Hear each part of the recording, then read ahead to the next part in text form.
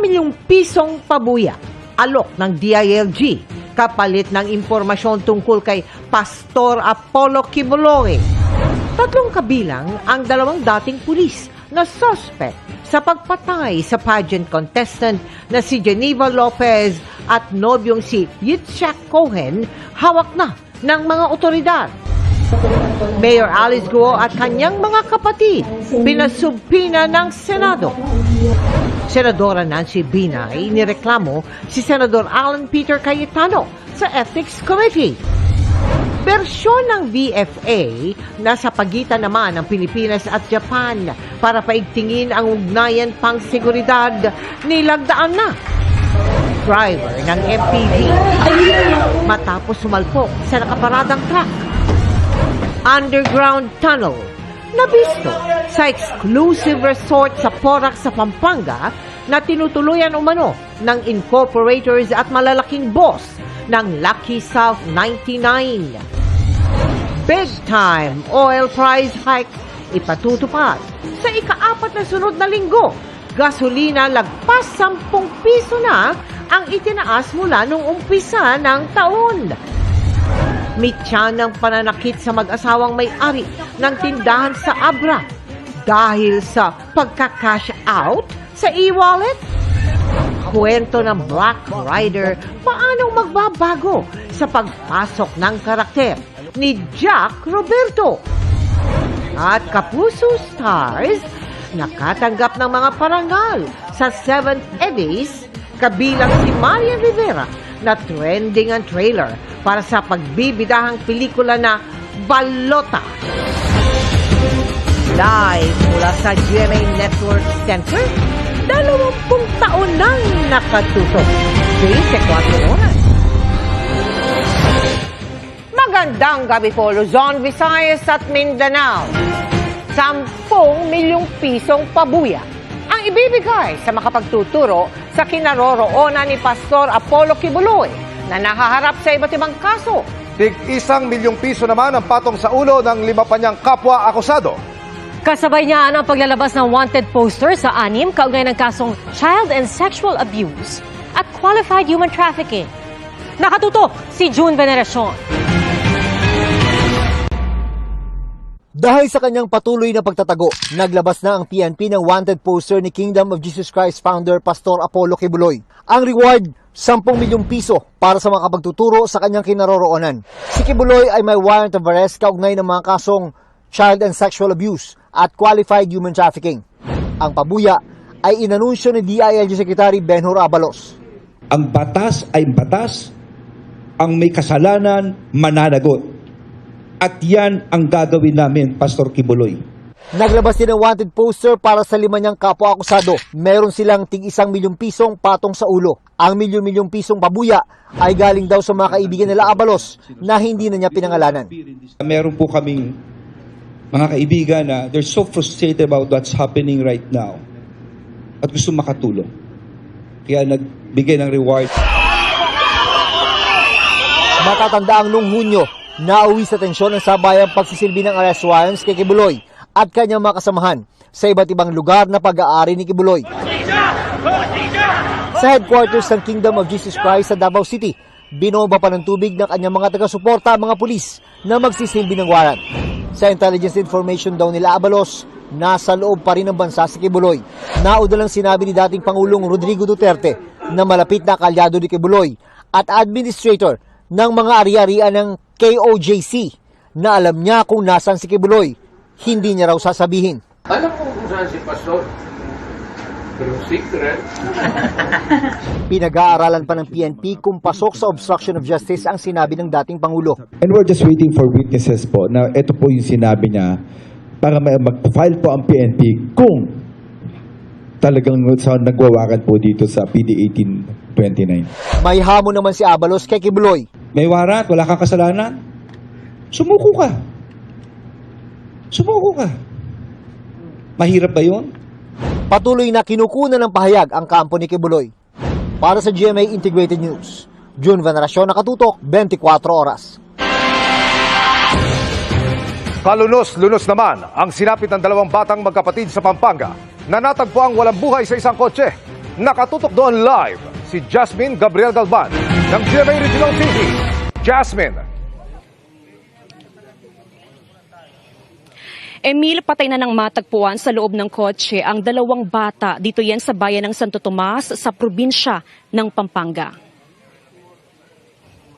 Nakita ang 2 bata sa loob ng sirang kotse na nakaparada sa isang open parking pagkatapos makatanggap ng report ang PNP mula sa mga concerned citizens. Magkapatid umano ang 2 bata, edad na 5 at 6. Ayon sa nanay ng mga bata, Sabado, July 6, nang huli niyang makita ang 2 anak. Pinakain pa raw niyang mga ito ng tanghalian pero hindi na raw niya nakita kinagabihan. Kampante daw siya at hindi nag-isip na nawawala ang mga bata dahil sa pag-aakalang kinuha ang mga bata ng kanilang tatay na nakatira sa ibang barangay. Ngayong hapon lang nang malaman na nawawala pala ang mga anak nang makita ang bangkay ng 2 bata.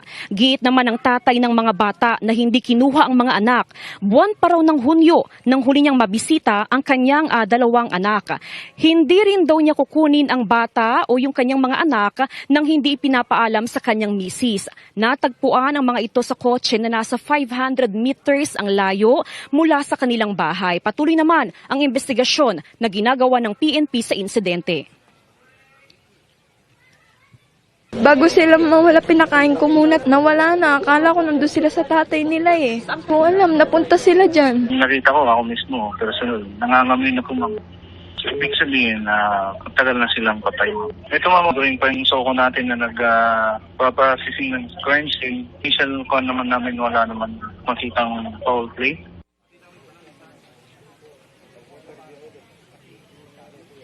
Samantala, Emil, ngayong gabi ayon sa PNP, ilalim na sa autopsy yung bangkay ng magkapatid. Samantala bukas, inaasahan naman na lalabas na yung resulta ng autopsy at malalaman kung ano nga ba yung sanhi ng pagkamatay ng magkapatid.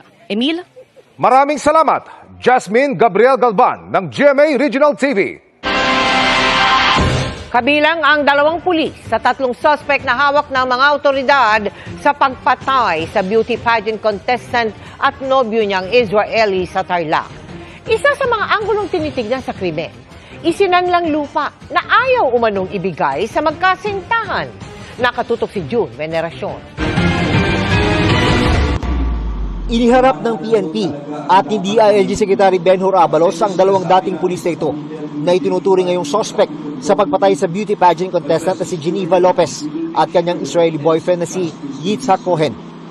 Kinilala silang si Romel Aboso at Michael Giyang na nagawol at natanggal sa serbisyo noong 2019 at 2020. Lumalabas sa investigasyon na ang ugat ng krimen ay ang isinanlang lupa ni Giyang sa beauty pageant contestant. There was that plan of killing itong magnobya na to. So makikita nyo, ayaw ibigay ni Giyang yung lupa na isinanla niya kay Geneva. Nung makipagkita raw ang magnobyo sa mga suspect noong June 21 sa Barangay Armenia, Tarlac City, pinalabas daw ng nagsanlang suspect na meron siyang buyer ng lupa. Pero ang intensyon daw pala talaga ay itumba ang mga ito dahil ayaw niyang ibigay ang naisanla niyang lupa. Nauna nang sinabi ng kapatid ni Cohen na may kikitain ng kanyang kapatid noong June 21 sa Tarlac para kunin ang titulo ng lupa na collateral sa utang sa kanila. Yun ang huling beses na nakitang buhay ang 2 bago natagpuan ang nasusunog na SUV na magkasintahan sa Tarlac noong June 22. Nung sila ay dumating sa lugar na yon, counting panahon lang at sila ay kaagad binaril nitong ating mga suspect. Saan po sila binaril? Sa loob ng sasakyan. Yung po ba yung sasakyan na nakitang nasunog sa daan? Yun yung sasakyan na nakitang nasunog na ginamit ng 2 victims. Nitong Sabado, natagpuan ang katawan ng magkasintahan na nakalibing sa isang quarry site sa Capas, Tarlac. May tig-2 tama ng bala ang magkasintahan na itinuturong dahilan ng kanilang pagkamatay. Isinasailalim na sa forensic examination ang mga baril na nakuha mula sa 2 dating pulis. Bukod sa 2 dating pulis, may 3 sibilyan na hawak ang mga otoridad. Kinilala silang si alias Jeff, alias Junjun at alias Dondon. May 2 pang kasama na patuloy na pinaghahanap ngayon. 2 counts of murder ang inihahandang kaso laban sa kanila. We will make sure that the ends of justice will be served to the family of Yitzhak and to the family of Geneva. talagang ang ustisya ay kakamitin natin na ito at talagang ipapakulong natin, mabubulok sa kulungan itong mga taong ito. We are so sure with the evidence gathered by CIDG and Region 3, sigurado pong hindi makakawala ito. Para sa GMA Integrated News, June Veneracion, Nakatutok, 24 Oras.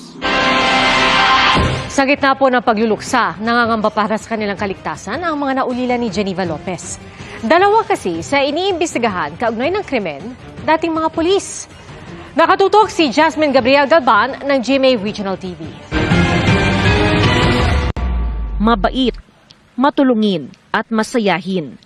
Ganito kung ilarawan ng kanyang mga mahal sa buhay at kaibigan ang Kapampangan beauty pageant contestant na si Geneva Lopez. Willing siya lagi na tumulong, whether emotionally, spiritually, at kung ano man pwede niya maitulong. Kung pwede lang humingi ng wish na palit na lang kami, ganun ako willing na ipagpalit yung buhay ko, kapalit kung nasan siya ngayon.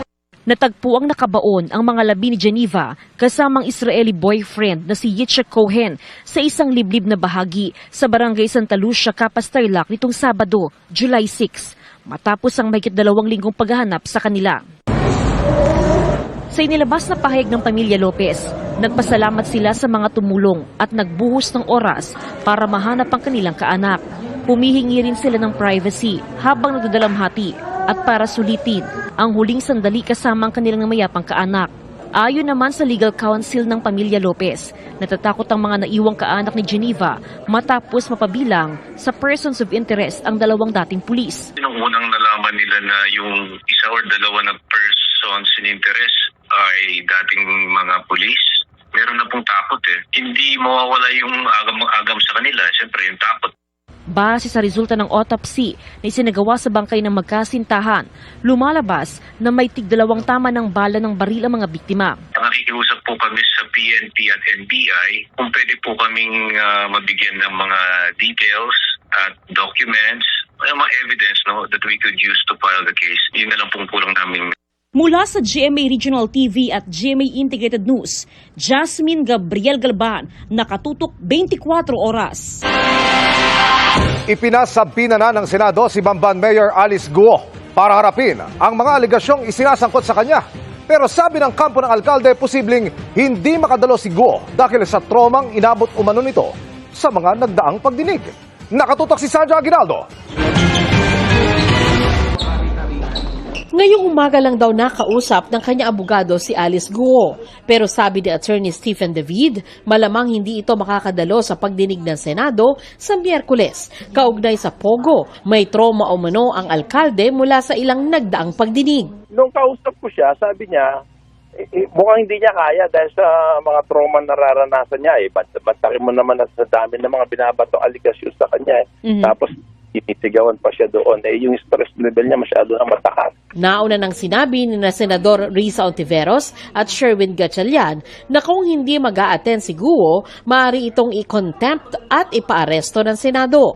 Ayon kay David, may mga gamot nga daw na iniinom si Guo. Yun nga lang wala raw itong makuhang medical certificate. Marami siyang doktor na kinukonsultahan pero ang sad to say, itong mga doktor ay ma-involved. Kasi pag nag-issue sila, papatawag sila ng Senate para magpaliwanag. Most likely, hindi makakadalo.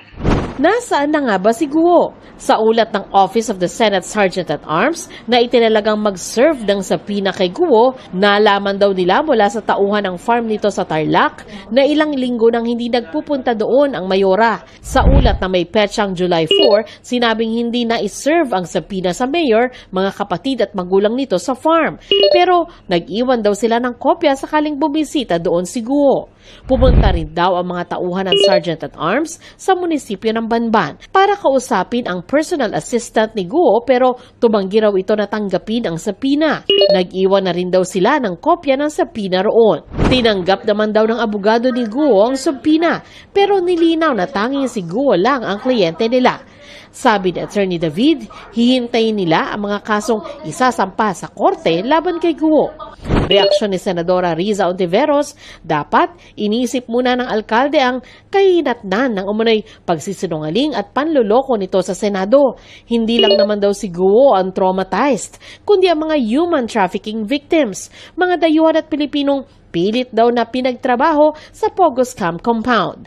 Pati raw sambayan ng Pilipino ay traumatized na may Chinese national daw na naging mayor ng Pilipinas. Sabi pa ni Ontiveros, importanteng usapin ang mental health pero hindi raw ito pwedeng gamitin ni Guo para makatakas sa pananagutan lalo't public servant ito.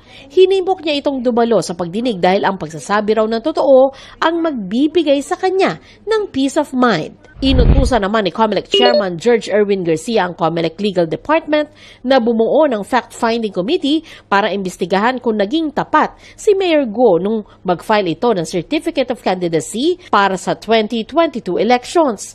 Makikipag-ugnayan din daw ang Legal Department sa NBI, Office of the Solicitor General at Senate Committee. Maaari din daw suriin ang mga dokumentong naglalaman ng fingerprints ni Guo para sa posibleng pagsasampa ng kaso. Para sa GMA Integrated News, Sandra Aguinaldo, nakatutok 24 oras. Irerekomenda ni Finance Secretary Ralph Recto kay Pangulong Bongbong Marcos na ipahinto na ang mga Philippine offshore gaming operator. Ayon kay Recto, hindi naman siya tutol sa mismong pagpapatakbo ng Pogo pero marami ng mga isyong may kaugnayan sa naturang industriya. Naka-impluensya rin daw sa desisyon ng kalihim ang sinalakay ng mga Pogo sa Mamban at Porac na iniuugnay sa mga iligal na aktibidad gaya ng human trafficking. I'm willing to recommend to the President na wag na ituloy yung Pogo. Kung wala namang kasalanan ginagawa, I suppose baka pwede pa. But in general, I don't think we have to pin our hopes on Pogo. In my case, with regard to the Department of Finance, I'm not in favor of Pogo. Nilagdaan na ang kasunduang magbibigay daan sa pagpasok ng mga sundalong Hapon sa Pilipinas na halos katulad sa VFA ng Pilipinas at ng Amerika. Yan po ang Reciprocal Access Agreement o RAA. Nakatutok si Ivan Mayrina. Hakbang para sa mas maigting na ugnayang pagseguridad ang paglagda ngayong araw sa Reciprocal Access Agreement o RAA sa pagitan ng Pilipinas at Japan. Kinatawan ng Pilipinas si Defense Secretary Gibo Chodoro at para sa Japan, si Japanese Foreign Minister Kamikawa Yoko. Sinaksihan naman niya ng ating Foreign Secretary at ang Japanese Defense Minister, gayon din ni Pangulong Bongbong Marcos. Your presence here increases our confidence in the importance that the Japanese government puts on these extremely important agreements that we have. And I'm very glad that we have come to this day. The signature of the Reciprocal Access Agreement today represents the cooperative relationship that our two nations enjoy, and I welcome this new development which reinforces the effectiveness of our defense cooperation. Bibigyan daan ng RAA ang pagpasok ng Japan Self-Defense Forces sa bansa at ng mga sundalong Pilipino sa Japan para sa joint training exercises tulad ng pinagtitibay ng Visiting Forces Agreement sa pagitan ng Pilipinas at Amerika. Bibigyan daan din ito ang pagbibigay ng humanitarian assistance ng Japan sa Pilipinas sa panahon ng kalamidad. Isa ang Japan sa mga sumusuporta sa pagsunod sa international law sa West Philippine Sea at madalas magpahayag ng pagkondena sa mga agresibo aksyon ng China sa West Philippine Sea. Dadaan sa Senado ang kasunduan na kailangan paboran ng 2/3 ng Senado o 16 na senador bago maratipikahan. Suportado na ito ng Senate President at ng Senate Committee on Defense and National Security. Habang hihimayin naman daw ito ng Senate Committee on Foreign Relations.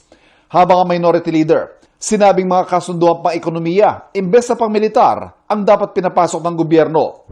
Tutol din ang ilang grupo sa RAA tulad ng Lila Pilipinas sa paniwalang makakaladkad ang Pilipinas sa gyera. Ayon naman sa grupong Bayan, ang RAA ay pagpapalawak sa papel ng Japan sa militarisasyon ng Asya at magpapaigting lang sa tensyon sa rehiyon. Para sa GMA Integrated News, Ivan Mayrina, nakatutok 24 oras. Ikinagulat ng mga operatiba ang underground tunnel sa sinalakay nilang exclusive resort sa Pampanga na tinutuluyan umano ng mga incorporator at malalaking Chinese boss ng iligal na Pogo sa Porac. Sa pader po ng tunnel, may mga nakatagong kwarto. Mula po sa Porac, nakatutok live si Salima Refran. Salima. Emil, bantay sarado nga ng mga otoridad ito nga ni-raid the exclusive resort dito sa Porac sa Pampanga. Ni-raid ito dahil nga pinagahanap yung mga nakatakas na mga boss umano nung illegal na pogo na Lucky South 99.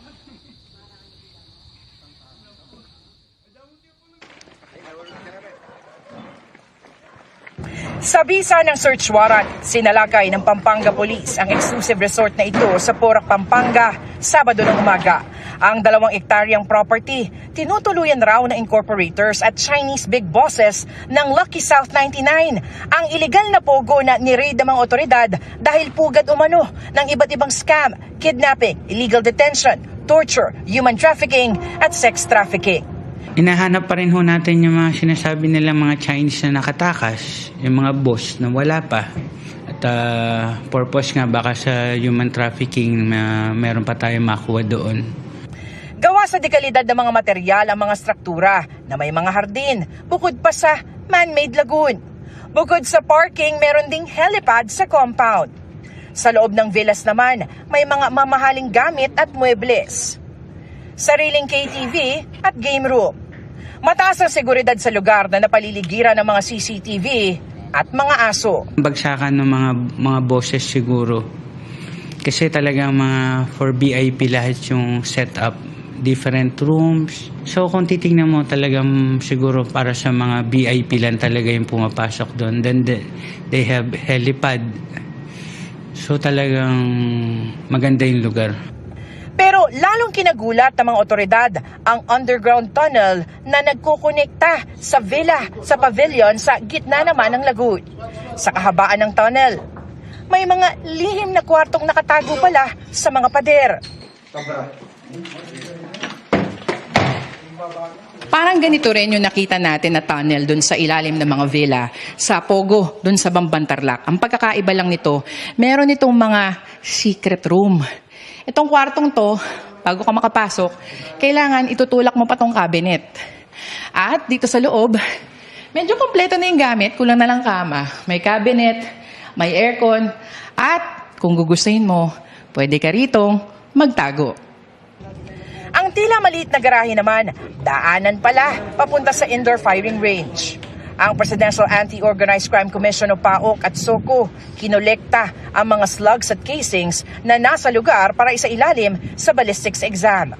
Meron naman tayo kasi mga cold cases na iniimbestigahan sa ngayon at dun sa mga body ng mga namatay, nakakuha tayo ng mga slugs and then we will compare these slugs, yung mga nakuha natin dito, kung yung baril na ginamit dito ay yun din ang baril na ginamit dun sa mga namatay.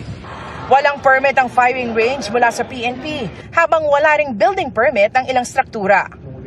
2 Pinoy incorporators at 6 na caretakers ang kinustudiyan ng mga otoridad. Hindi naman inabutan sa lugar ang subject ng search warrant na si Catherine Cassandra Leong, ang authorized representative ng Lucky South 99 sa PAGCOR. Based po sa investigation po namin na dito po siya nag-stay. So isa po yun sa nag-conduct po tayo ng search warrant po. Siya po ay isa sa mga incorporators and also stockholders po ng Whirlwind Corporation po. Halos isa lang po yung mga incorporators natin and then stockholders dun sa Lucky South 99 po. Kasama si Ong sa Immigration Lookout Bulletin Order na inilabas ng Department of Justice na kinabibilangan ni suspended Bamban Mayor Alice Guo at kanyang kapatid dahil sa posibleng pagkakasangkot sa human trafficking activities. Nagkasundo naman ang mga alkalde sa probinsya na ipagbawal na ang mga pugo sa Pampanga. Emil, yung nakikita nyo sa inyong mga screens, yan yung pavilion, no? Dito sa gitna ng man-made lagoon, dito sa tinatawag ng mga locals dito na mansion. Walang tulay o ibang access para makarating dyan at kinakailangan na dumaan ka doon sa underground tunnel na nakita natin kanina. Samantala, doon sa recovery ng mga slugs at casings ng SOCO sa firing range, nakakuha na sila ng mga slug ng 9mm at caliber 45 na mga baril. Inihahanda na rin yung for feature murder case para sa property na ito. Yan muna ang latest mula nga dito sa Porac, sa Pampanga. Emil. Maraming salamat, Salima Refran. Happy Monday, chikahan mga kapuso! Ipanakilala na ang isa pang posibleng kapatid ni Elias Guerrero o Black Rider. Yan ang role na ginagampanan ni Jack Roberto na di umatras sa action scenes. Makichika kay Nelson Canlas. Ano ba? Hindi ako sasama! Palaban at walang inuurungan. Elias, mag-ingat ka! Di ako si Elias, Moises nga pangalan ko eh. Ang bagong karakter na ipinakilala sa Black Rider last week. Meron ko! Siya si Moises Magallanes na ginagampanan ni Jack Roberto dahil kayang-kayang makipagsabayan sa aksyon. Palaisipan sa mga manonood kung kadugo ba siya ni Elias o Black Rider Ruru Madrid na makakaharap niya ngayong gabi. Nasa akin pa lang yung medalyon, pero malay nyo, maraming pwedeng takbuhin yung storya eh. Yung pala, sinabit lang sa akin, di ba? Yung pala, nasa Korea talaga yung totoong anak. So, hindi natin alam eh. First time daw makatrabaho ni Jack si Ruru sa isang full-length serye at napahanga siya sa pagbabago sa Action Prince. Sobrang laki ng talo ng maturity ni Ruru dito. Parang ano siya, kumbaga, full grown na siya na action star. Wishing si Jack na mabigyan pa siya ng maaksyong eksena kasama si Ruru. At isa raw sa mga dapat abangan kung maisasama niya ang hilig niya sa big bike sa kanyang role. Katunayan, malapit na nga raw niyang malibot ang Pilipinas while riding with friends. Recently, pumunta kami sa iba't ibang place sa Visayas, yung mga hindi namin napuntahan nung inikot namin yung Luzon and Mindanao. So kinukumpleto namin, may mga few areas pa kami or site na pupuntahan sa mga susunod pa naming ride. Focus. Ngayong gabi rin sa Black Rider, dapat abangan kung saan hahantong ang pagseselos ni Calvin, played by John Lucas. Selos ka ba? Kina Vanessa, played by Yasi Pressman, at hired assassin Adrian Park, na ginagampanan ni Oppa Kim Jisoo. Nelson Canlas, updated sa Showbiz Happenings. Susunod, pag-uwi sa mga labi ng Israeling nahukay sa Tarlac, minamadali na ng kanyang pamilya. Sa unang pagkakataon, 4 na fighter jet ng Pilipinas lumahok sa pinakamalaking pitch black exercise sa Australia. Senador Alan Peter Cayetano, inireklamo ni Senadora Nancy Binay sa Senate Ethics Committee. At Dingdong Dantes at Marian Rivera pinarangalan sa 7th Eddies Awards. Tutukan lahat ng yan sa pagbabalik ng 24 oras.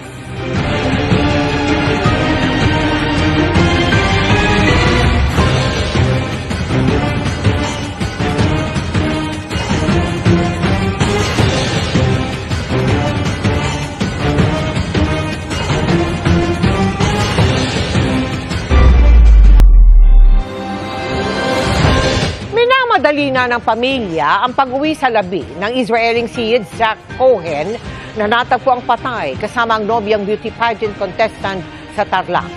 Marami na raw kasing tradisyong binali ang walang pakundangang pagpatay sa kanya.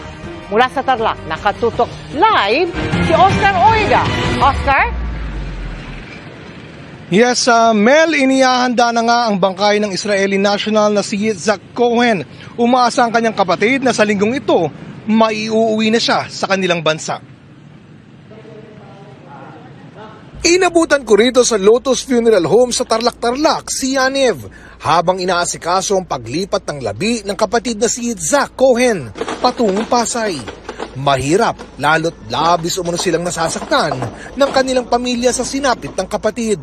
I remember a very happy person with a big heart that always been there for all the family, and that's very, very sad that he's left us. Dadalin muna raw ito ng Rizal Funeral Home sa Pasay, kung saan ito ikakahon para maiuwi ng Israel. Wala na raw mangyayaring burol sa Pilipinas.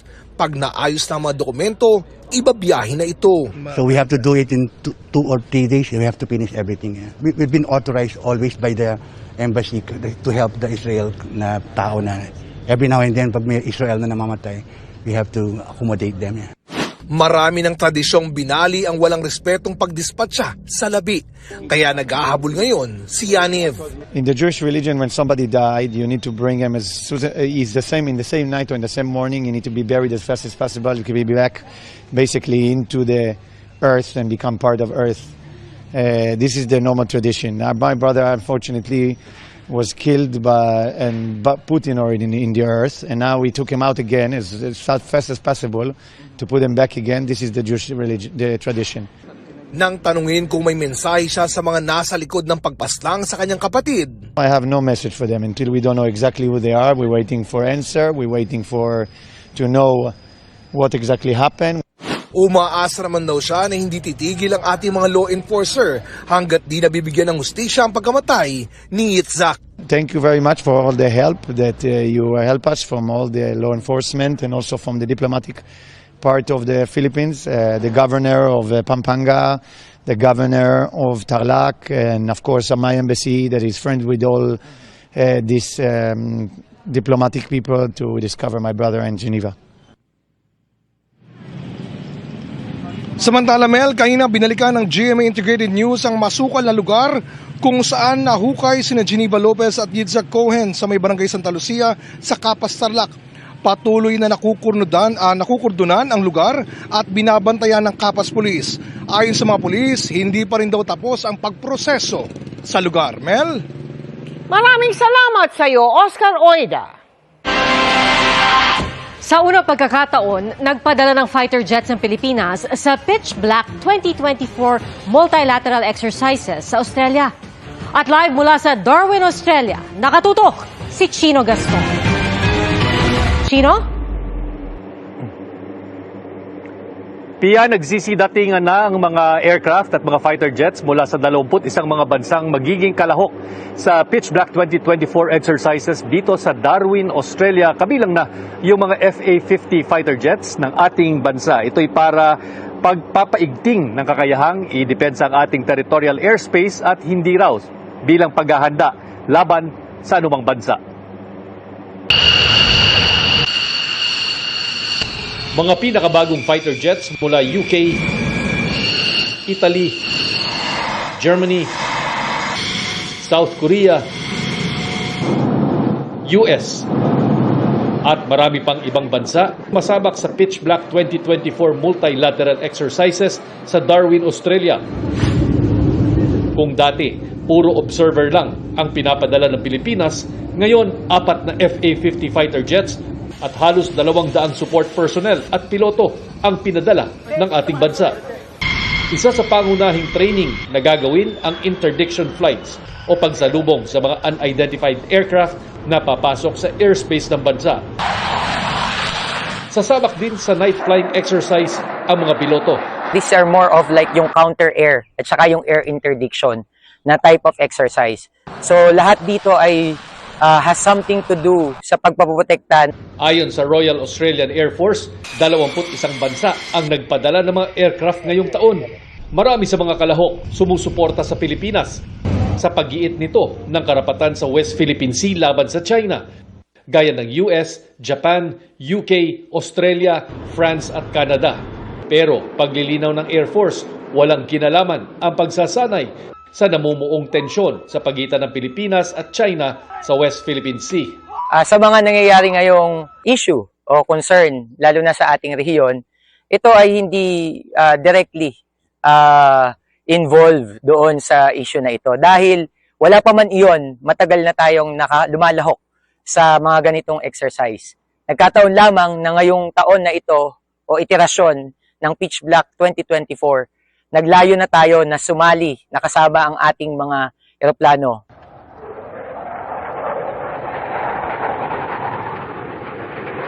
Pia, pagkakataon din daw ito para sa Philippine Air Force na makita ang performance ng ibang mga modelo ng mga eroplano na posibleng kabilang doon sa mga models na pinag-aaralang bilhin sa ilalim ng MRF Acquisition Program na ang budget ay inaprubahan kamakailan lang ng Pangulong Bongbong Marcos. Mula rito sa Darwin, Australia, para sa GMA Integrated News, Chino Gaston, nakatutok, 24 oras. Maraming salamat, Chino Gaston. Bulacan. Pag-cash out gamit ang e-wallet sa isang tindahan sa Abra, nauwi sa pananakit. At mag-asawang deaf and mute, ipinasuri sa tulong ng GMA Kapuso Foundation. Yan at iba pang mga balita sa pagbabalik na 24 oras.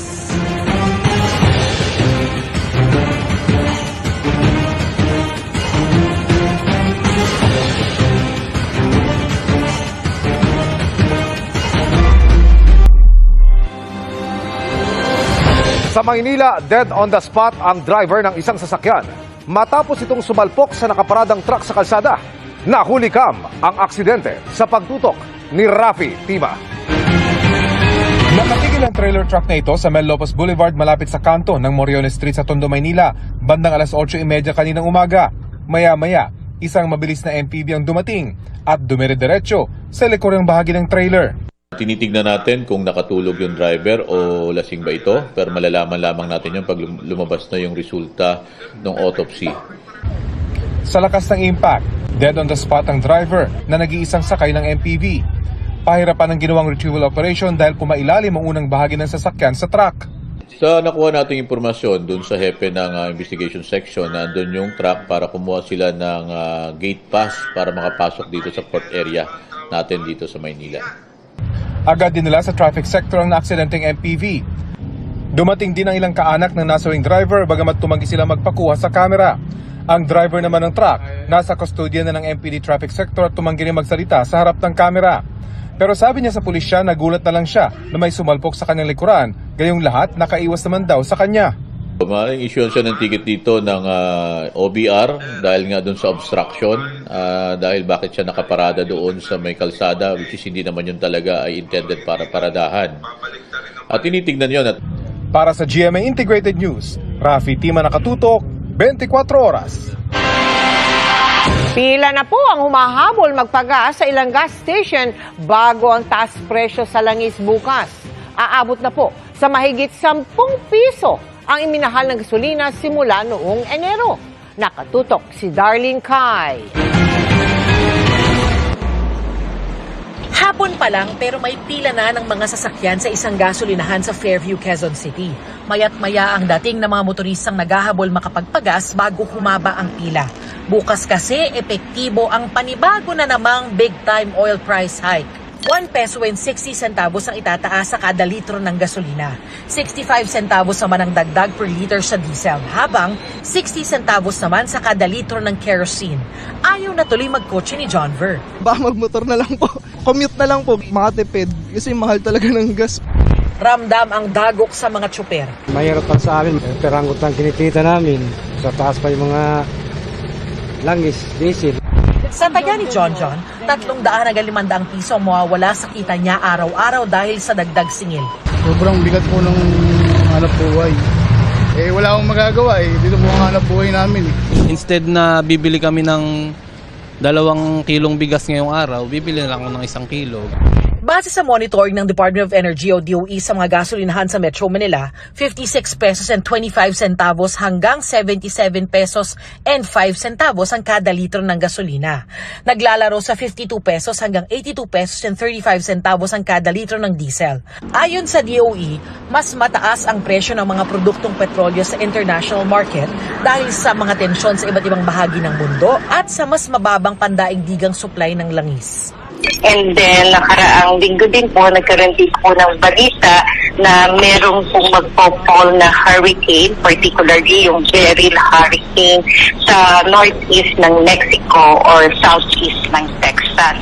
Base naman sa datos na nakalap ng GMA Integrated News Research, ika-4 na sunod na linggo na ito na may taas singil sa langis. Sa kabuuan, 10 pesos and 85 centavos ang itinaas sa kada litro ng gasolina ngayong taon. 9 pesos and 5 centavos kada litro na ang taas presyo sa kada litro ng diesel. Hindi pa raw hihiling ng dagdag pasahayang transport group na Piston, pero isa raw itong pagsilip ng presyo ng mga produktong petrolyo sa mga ipoprotesta nila sa darating na State of the Nation address ng Pangulo. Dahil o basura yung mga matataas na mga buwis na sa produktong petrolyo. Kasi kung hihingi tayo ng pamasahe, bagamat ito ay karapatan ng ating hanay, pero ipapasa natin yung bigat sa ating commuters. Para sa GMA Integrated News, Darlene Kay, nakatutok 24 oras. Pansamantalang nawala ang epekto ng Intertropical Convergence Zone o ITCZ, pero posible pa ring ulanin ang ilang bahagi ng bansa gaya ng naranasan kanina at nitong weekend. Sa Abra, aakalain mong may malakas na bagyong nanalasa dahil sa tindi ng hangin at ulan. Sinabayan pa yan ng mayat-mayang pagkulog at pagkidlat. Nag-iwan din yan ng baha sa ilang kalsada at may ilang lugar ding nawala ng kuryente. Mga kapuso, ingat po dahil ang ganyang katitinding ulan at hangin ay pwede pang maulit bukas. Easterlies, ang pangunahing weather system na iirang ngayon sa bansa at posible magtuloy-tuloy na yan buong linggo ayon sa Pag-asa. Bukod dyan, asahan din ang masamang panahon kapag may localized thunderstorms. Base sa datos ng Metro Weather, may malalakas na ulan na sa umaga sa ilang bahagi ng Mindoro Provinces, Palawan, Bicol Region, Western Visayas, Northern Mindanao at Caraga. Halos buong bansa na ang makaranas ng mga pag-ulan sa pagsapit ng hapon at gabi. At mas matitindi at malawakan ang ulan, kaya maging alerto po sa banta ng baha o landslide. Sa mga taga Metro Manila, magsisimulang tumaas ang tsansa ng ulan bandang tanghali at posibleng hanggang hapon o gabi sa ilang lungsod.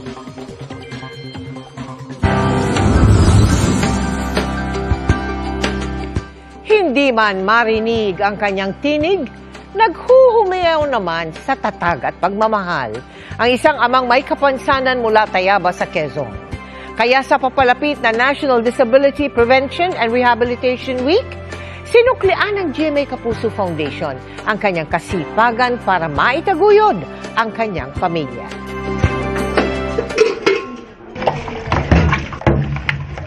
Tanging kaluskos na mga gamit sa bahay ang maririnig sa munting tahanan na ito sa Tayabas, sa Quezon. Ang mag-asawa kasi na sina Martonel at Andrea, parehong pipi at bingi. Pero sa kabila ng tahimik nilang mundo, nagsusumigaw ang kanilang pagmamahal sa dalawa nilang anak.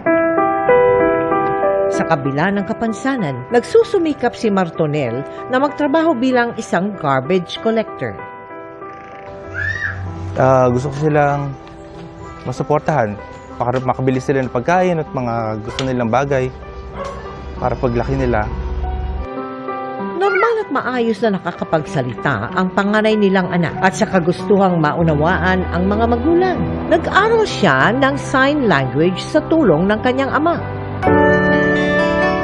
Binigyang pagpapahalaga ng GMA Kapuso Foundation ang katatagan at kasipagan na ipinapakita ni Martonel. Binisita natin ang kanyang pamilya, dala ang regalong grocery packs at upang siguraduhin na maayos ang kanilang kalusugan, sinamahan natin sila na magpatingin sa mobile health service ng Tayabas City. Nagsama rin tayo ng professional sign language interpreter para mas maintindihan natin sila. Si Sir Martonel, meron lang siyang mukhang tonsillopharyngitis. Si Mrs. naman ay masakit lang yung likod. So si Sir, binigyan namin siya ng antibiotics and vitamins na rin. And then si Ma'am naman, binigyan natin ng pain reliever. Mga kapuso, isa si Martonel sa patunay na hindi hadlang ang kapansanan para magpatuloy sa buhay. Kaya dapat silang respetuhin at huwag kutsain o husgahan. Sa mga nais makiisa sa aming mga projects, maaari po kayong deposito sa aming mga bank account o magpadala sa Cebuana Luwalier. Pwede ring online via GCash, Shopee at Lazada. Huwag palampasin! Natural na pest control, paano makakatulong kahit sa mga chocolate lovers? At ang pakulo ng Sparkle Artists para sa date proposals nila para sa GMA Gala. Walang patid ang pagtuto. Dito lang sa 24 oras. Sugatan ang mag-asawa sa Bangged Abra matapos silang kuyugin ng 3 lalaki. Nag-ugat ang gulo nang magpa-cash out umano sa kanilang tindahan ng suspect ng 200 piso mula po sa kanyang e-wallet. Pero giit ng lalaking may-ari, wala siyang natanggap na pera. Doon na raw nagalit ang suspect at nagbanta. Makalipas ang ilang minuto, sumugod ang suspect kasama ang 2 pang lalaki. Hinabol nila ang biktima at pinagsusuntok. Umaawat lang noong una ang asawa ng biktima pero pati siya nadamay sa panununtok at pambabato ng mga suspect. Hinagisan din sila ng bote ng mga suspect na lasing umano. Ngayong araw, nagkaharap sa barangay ang magkabilang panig at nagkaareglo. Pinagmumulta at pinagbabayad ng mga suspect sa ginastos sa ospital ng mag-asawa.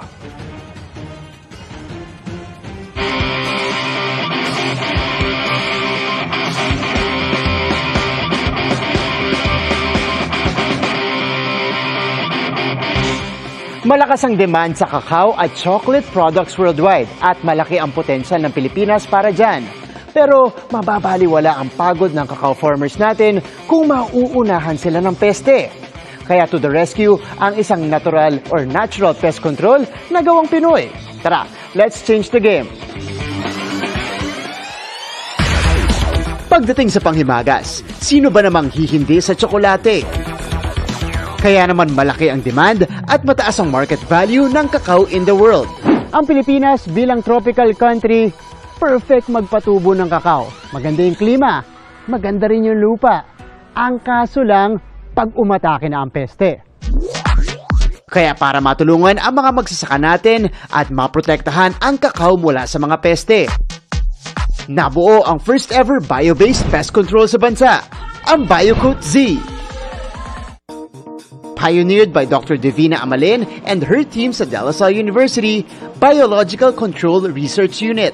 Gamit ang particle film technology, binabalot nito ang cacao pods para hindi ma-detect ng mga peste. Meron kaming dinadagdag na natural enemy o biological control agent para mas epektibo ng mahabang panahon itong ating paggamit ng BioCoat Z.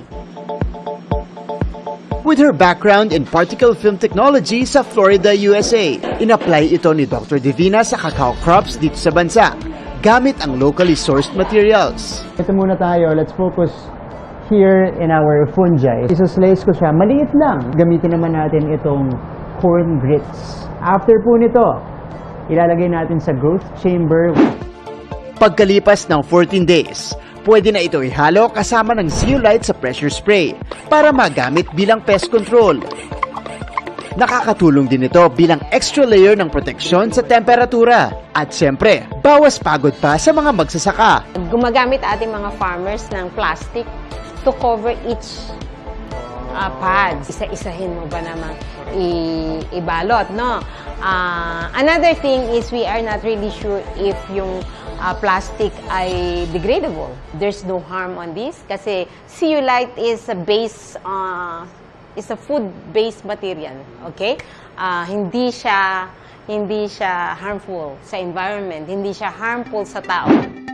2 taon na itong nasa trial sa Candelaria, Quezon at inaasahang matatapos ang formulation para sa cacao pods ngayong taon. Alleviate natin sila from not so good living status. Kasi less expense in the farm, more income for them. And that's the goal. We're going to work on how are we going to use this in other crops.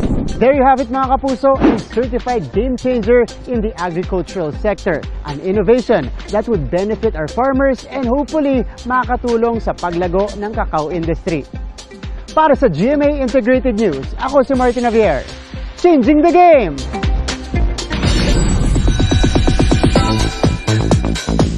From paintings to photo booth, iba-iba ang pakulo ng Sparkle Artist sa date proposal para sa much-awaited GMA Gala 2024. Ichichika sa atin yan ni Aubrey Carampel.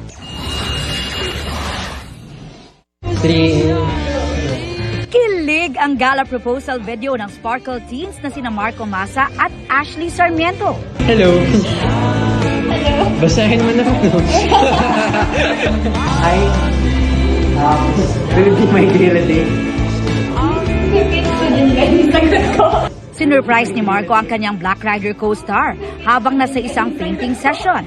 Bahagyang na-shy pa si Ashley sa unexpected date proposal na sinagot niya sa pamamagitan ng pag-paint din ng yes sa canvas ni Marco. Ang Ashco fans talaga namang kinilig nang mapanood ng video na may mahigit 1.7 million views na sa TikTok. Kakaiba rin ang naging gimmick ni prinsesa ng City Jail actor Allen Ansay para yayain as gala date ang kanyang leading lady na si Sofia Pablo. Sa photo booth kasi nag-propose si Allen. Captured ang surprise look ni Sofia nang ilabas ni Allen ang Will You Be My Date note card na nagpakilig din sa Team Jolly fans. Naghahanda na rin daw ang Alfia ng kani-kanilang outfits. Nagpasukat na si Allen ng isusuot na suit sa designer na si Francis Libiran. Ipinost na rin ni Sofia ang designer na gagawa ng kanyang gown. Ang ilang sparkle stars getting ready na rin. Si Betong Sumaya sinukatan na ng kanyang stylist. Nagpasukat na rin ang kanilang suits si Noel Ashley at Matt Lozano. Nagfit na rin ang kanyang dress si Lian Valentin. Habang si TikTok Lock host Pokwang, binisita na rin ang kanyang designer, pero surprise pa raw kung ano ang kanyang susuotin. Less than 2 weeks to go na lang ang biggest and most anticipated showbiz event of the year, ang GMA Gala 2024. Aubrey Carampel, updated showbiz happenings. Mga kapuso, kailangan nyo bang mag-renew ng PRC ID o di kaya mag-schedule ng board exam? Pwede nyo na po yung gawin online. Nasa eGov.ph app na rin kasi ang Professional Regulation Commission. Meron na ring digital form ng PRC ID. Pero ayon sa Assistant Commissioner ng PRC, alternatibo lang ito at mag-i-issue pa rin sila ng mga physical ID. Pag titiyak naman ng DICT, ligtas ang mga data online dahil encrypted ang mga ito. Ibig sabihin, hindi mababasa kahit buksan ng mga empleyado mismo ng gobyerno. Iwas padulas at iwas red tape din kapag digital ang transaksyon.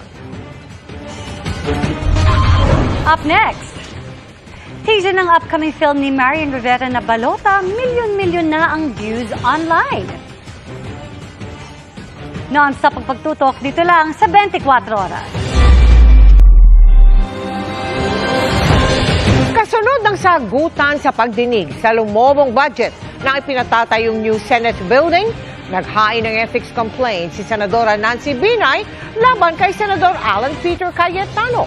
Nakatutok si Jonathan Andal.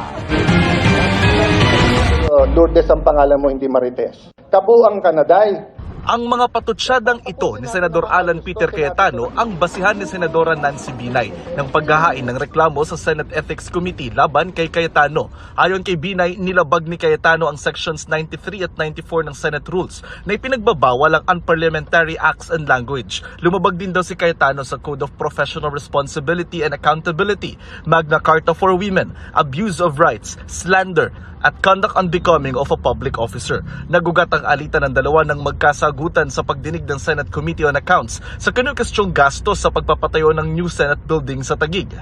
We want to be vindicated na meron talaga siyang maling ginawa during the hearing. Ang paghahain daw niya ng ethics complaint ay paraan niya para protektahan daw ang mga anak sa pambubuli. Gaya daw ng dinanas ng mga ito noong 2014 nang imbestigahan ng Senado ang kontrobersyal na Makati City Hall Building 2 na proyekto ng mga Binay, kasama si Cayetano sa mga senador na nag-imbestiga rito.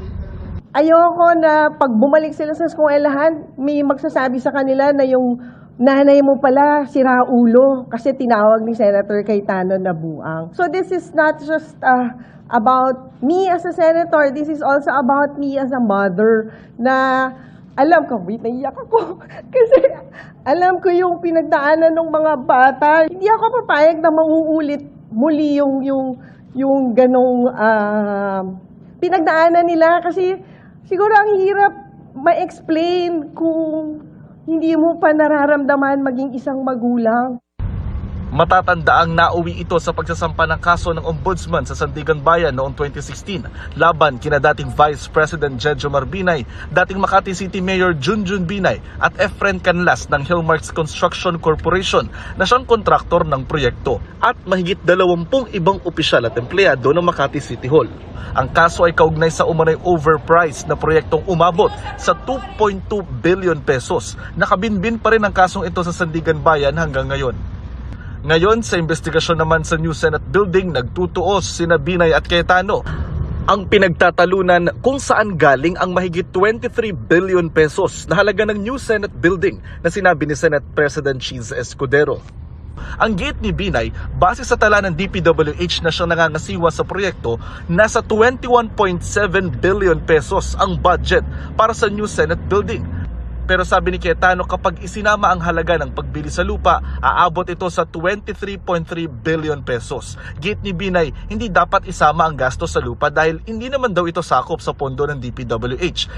Sabi naman ni Cayetano, pwede rin niyang sampahan ng ethics complaint si Binay. Alam niya naman walang mangyayari dyan sa ethics case. Pwede ko rin siyang filean ng ethics case. Dahil unethical din yung mga pinanggagawa niya. Hindi ka pwedeng biglang hindi ka member, bigla kang manggugulo doon. Nagsasalita pa chairman, gusto mong mauna ka, pinagbigyan ka na, tapos magwo-walk out ka in that manner. I don't regret exposing na nagmamarites siya kasi yun talaga ginagawa niya.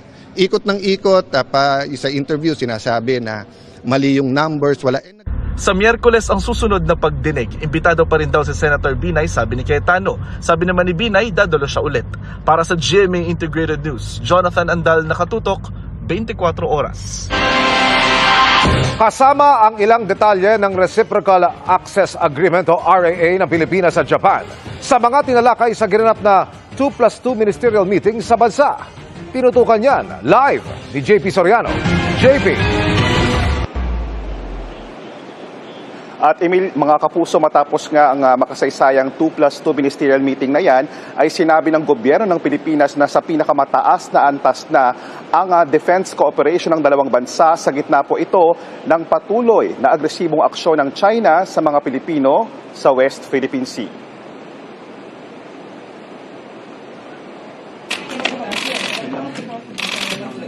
Bago ang 2+2 ministerial meetings ng Japan at Pilipinas, magkahiwalay munang nagpulong ang mga defense at foreign ministers ng Japan at Pilipinas. Tumagal ang pulong ng mahigit 2 oras. Marami sa mga detalye ng RAA pinlansya sa 2+2 meetings ngayon. Nobyembre pa noong 1 taon nang inumpisahan ang negosasyon. Nagkasundo ang Japan at Pilipinas na ituloy at palakasin pa ang maritime at air domain awareness kasama ang mga like-minded countries. Ide-develop din ang defense capabilities at ang pag-promote sa interoperability ng AFP at ng Japan Self-Defense Forces sa pamamagitan ng mga exercises at kooperasyon sa pamamagitan ng defense equipments at bagong teknolohiya. Dahil sa RAA at 2+2 meetings, maituturing na raw na nasa pinakamataas na antas ang alyansa ngayon ng Japan at Pilipinas. The RAA brings our defense partnership to an unprecedented height. We also explored other measures to enhance and coordinate our defense and security policies. Si Japanese Defense Minister Kihara Minoru, tinawag na groundbreaking ang kasunduan sabay garantiya sa mas malakas na suporta sa Pilipinas pagdating sa mga makabagong gamit gaya raw ng mga Japan-made air surveillance radars. Sabi rin ni Minister Kihara, labis na nababahala ang Japan sa mga paulit-ulit daw na aksyon ng China sa West Philippine Sea na delikado anya at labag sa international law. Si Japanese Foreign Minister Kamikawa Yoko naman sinabing asahang titindi pa ang pagkakaisa ng Japan at Pilipinas pagdating sa pagsusulong ng defense cooperation. Ayon kay Secretary Teodoro, pareho lang ito halos sa VFA na meron ang Pilipinas sa Amerika at Australia maliban sa ilang probisyon. Kabilang sa pareho ay kung sino ang may jurisdiction sa isang sundalo ng Japan Self-Defense Force man o sundalong Pilipino sakaling masangkot sa isang krimen sa Pilipinas man o sa Japan. Ayon sa RAA, batas ng bansa kung saan nangyari ang krimen ang paiiralin at siya rin ang may jurisdiksyon sa sundalo. It's just tailored to conform to the requirements of the domestic law of each country. That is the only difference. In essence, everything remains the same. It allows the interoperability between the armed forces of the Philippines and the Japanese self-defense forces, both here and in Japan. Ang Japan, meron na ring RAA sa Australia at Britain. Dahil sa kasunduan, tinanong ang gobyerno ng Pilipinas kung posible rin bang magkaroon ang Japan at Pilipinas ng Mutual Defense Treaty at pagpapahintulot ng EDCA sites para sa Japan sa Pilipinas. Sabi ng DFA, wala pa ito sa usapan ngayon. I think whether we will need to expand it to cover other areas or not will really depend on how the situation.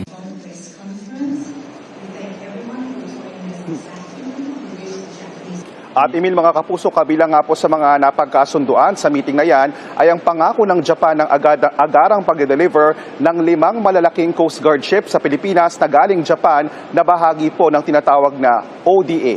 At yan muna ang latest. Balik muna sa iyo, Emil. Maraming salamat, JP Soriano.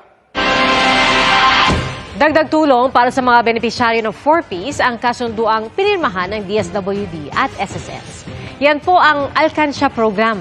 Para magkaroon ng insurance sa mga benepisyaryo ng 4Ps, kailangan nilang voluntaryo maghulog ng 570 pesos kada buwan. At ang perang yan ang palalaguin ng SSS para pwede silang makakuha ng benepisyo sakaling mawala ng kita o magkaroon ng problemang pinansyal.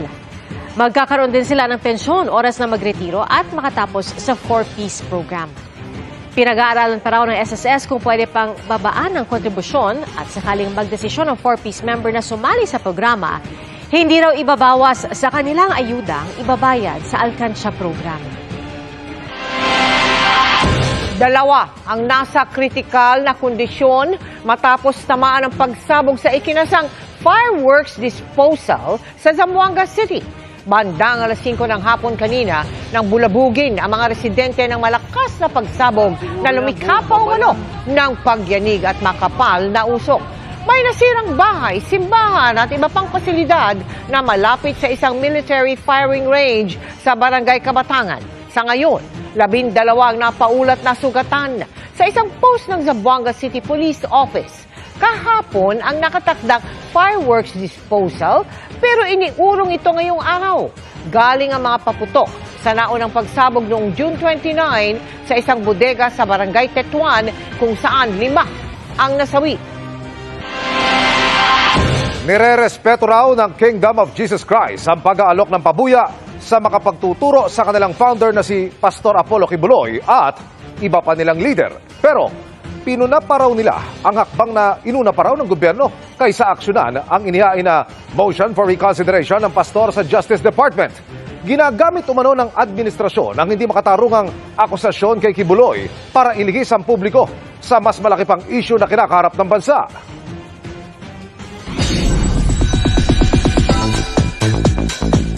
Another big win para kina Ding Dong Dantes at Marian Rivera ang pagkilalang natanggap nila sa 7th Entertainment Editor's Choice Awards.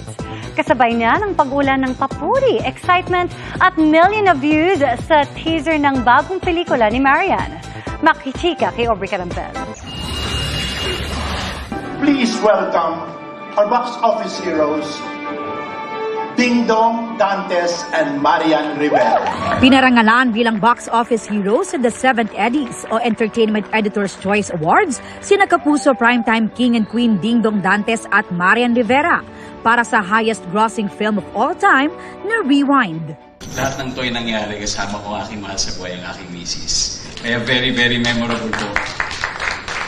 Kaya maraming salamat po sa pagkilala. Hanggang nabubuhay kaming mag-asawa, lahat ng ito ay inaalay namin kay Lods. Hindi magiging posible ito kundi dahil sa kanya. Alden Richards and Julia Montes.